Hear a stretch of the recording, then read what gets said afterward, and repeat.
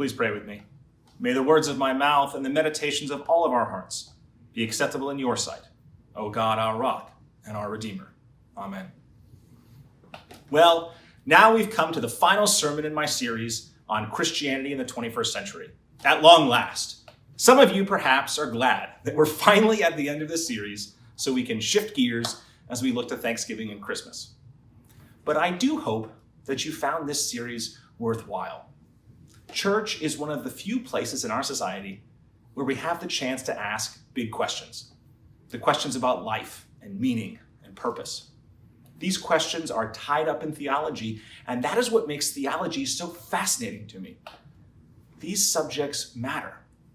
They matter to our lives. So far, we've looked at what it means to be human. We've examined a belief in God. We've wrestled with sexual ethics and the person of Jesus. We've asked, what does the Christian life look like? And today, as we conclude, we look appropriately at the hereafter. What happens after we die? What does our faith say about this important question? Perhaps more so than any other question, this issue about the afterlife is clouded by endless conflicting images that we see in popular culture. I could turn on Netflix or scan a library of movies and find one after another shows and movies that paint a portrait of the afterlife. I'm sure you've seen many of these shows or movies. The list of them is far too long to mention. When you Google heaven, you find image after image of cumulus clouds and golden gates and lots of light.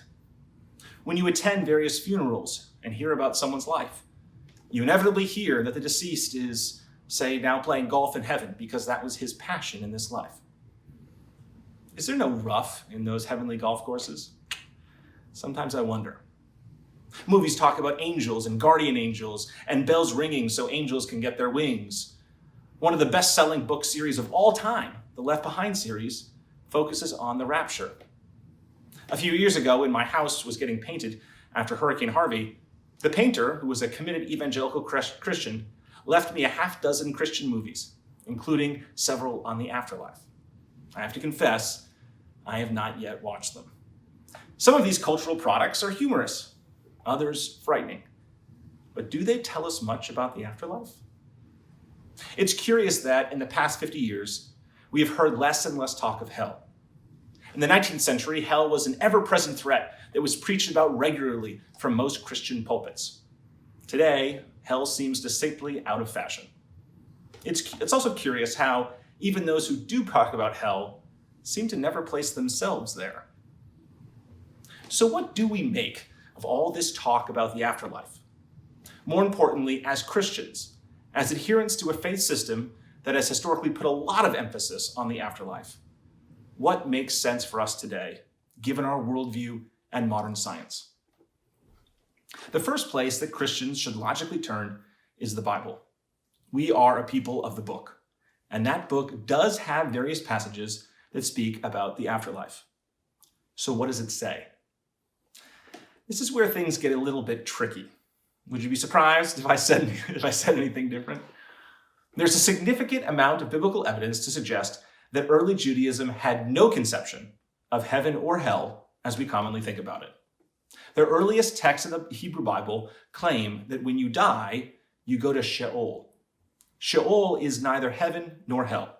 It is a dark place where your soul goes.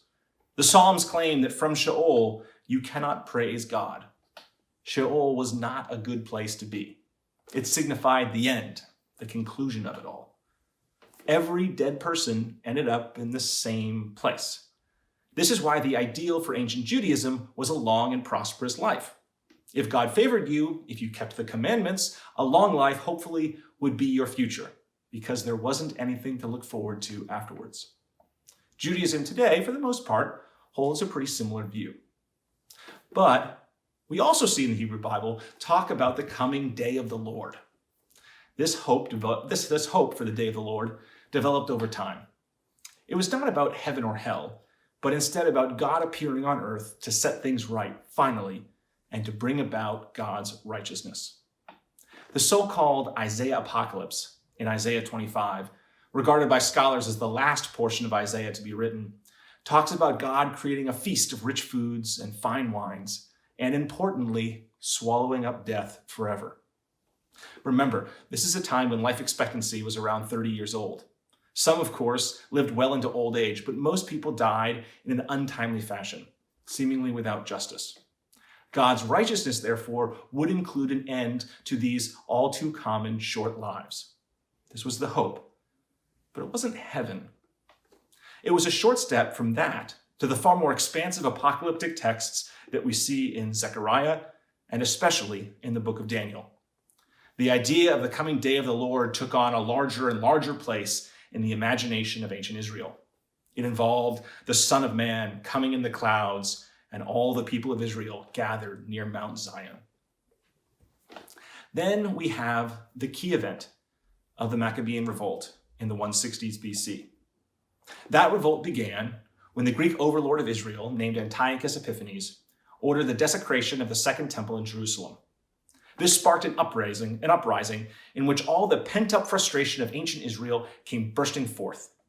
Miracle of miracles, the ancient Israelites won the revolt and established an independent Jewish kingdom in Palestine, something that lasted until the Romans conquered Palestine 100 years later. But during that revolt, you had people dying on behalf of the God of Israel. Antiochus and his minions did horrible things in order to try and maintain control over Palestine. And that led to an obvious question.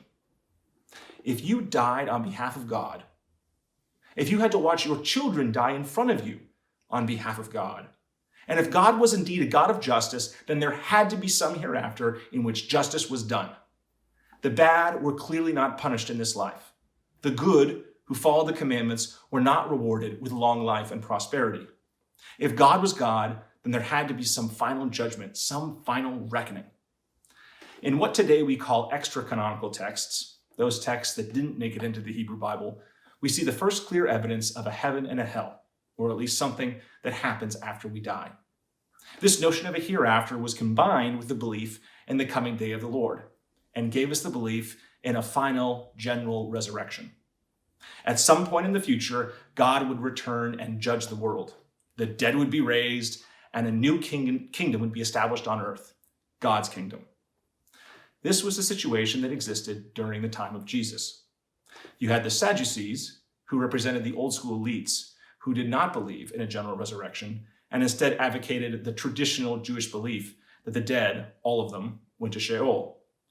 Then you had the Pharisees, among others, who did believe in a general resurrection. It's just this debate that we see raised in our passage this morning in Luke 20.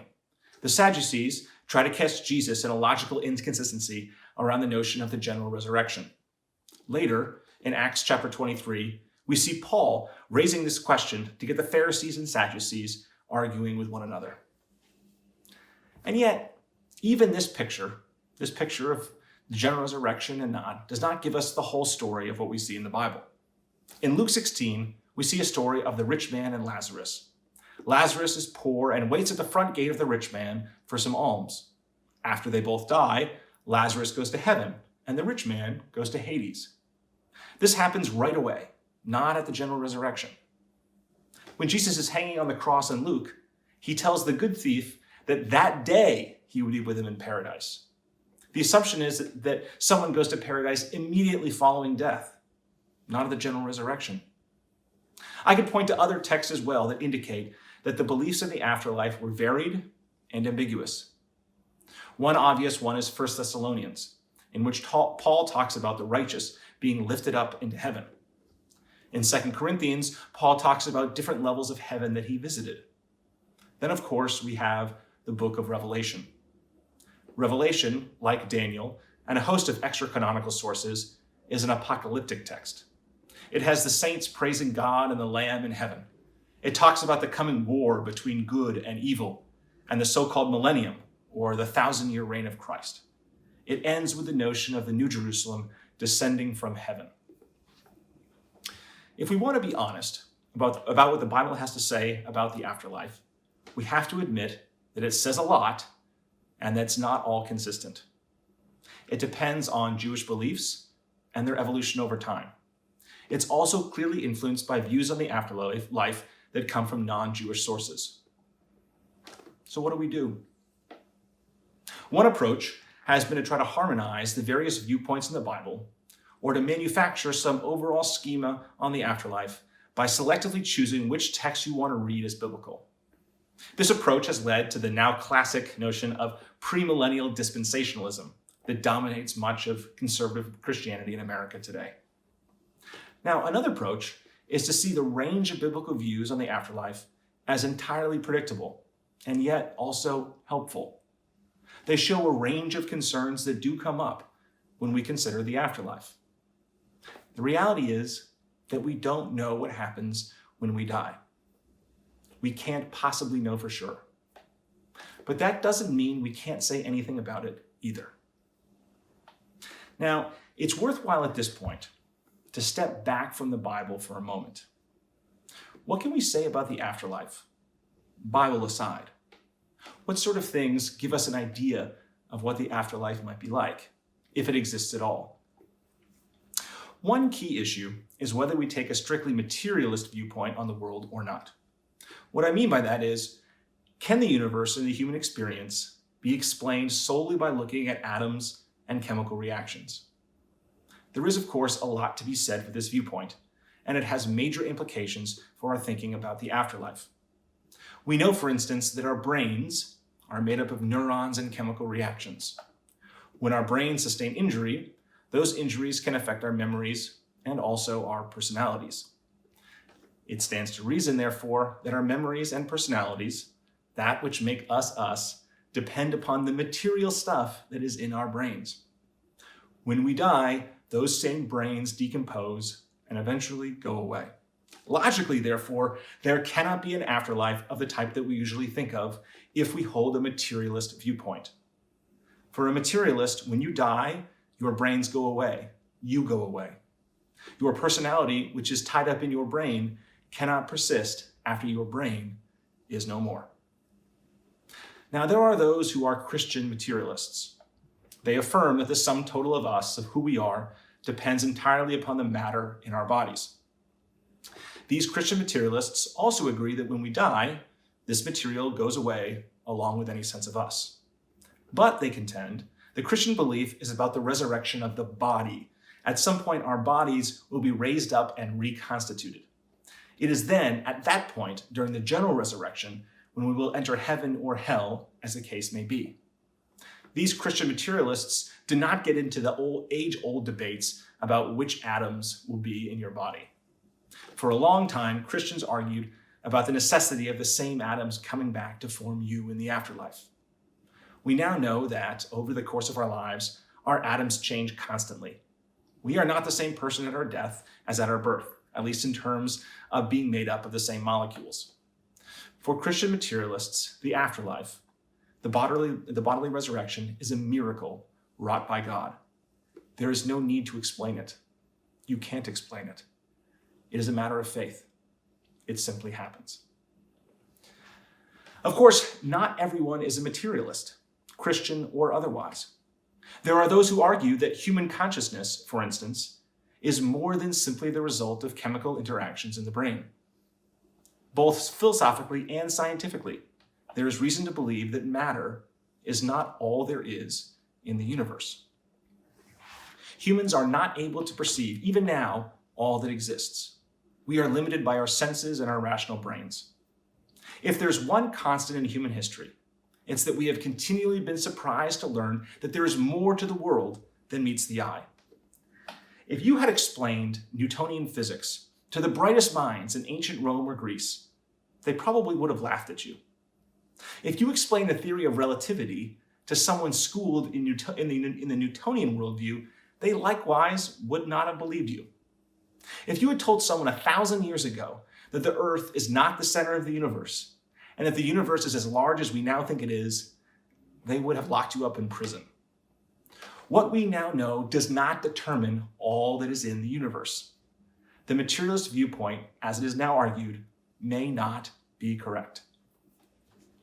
Now, non-materialists argue for the existence of a human soul, which leaves the body at death and persists beyond the grave. And while there are various arguments made on behalf of this, one thing that needs to be noted is the ubiquity of experiences where people claim to have visits, communication, or awareness of people who have died. Across time and in every culture, people have had these mystical, spiritual, or if you will, paranormal experiences of the dead. It is remarkable how common these experiences are. Have you ever had an experience where you sensed the presence of someone you loved, but who had died? I would be the first to say that these experiences certainly don't prove anything about an afterlife or the persistence of the soul after death, but they are worth noting. They are valid data points when trying to assess the non-material characteristics of the world. These experiences do have an impact on people's lives. They should not be dismissed altogether merely because a strictly materialist viewpoint has a difficult time assessing all of them. Perhaps indeed there is something to them. So where does that leave us?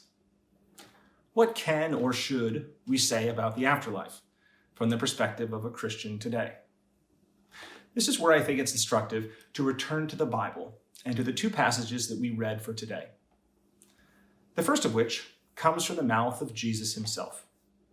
When the Sadducees confronted Jesus about what happens after you die and tried to trip him up with a hypothetical situation, he did have a response. The Sadducees asked, if a person has multiple spouses in this life, whose spouse is that person in the afterlife? It is a perfectly reasonable question to ask, and one that any one of us might ask today. Jesus responds by saying that when we die, we become like angels and children of God.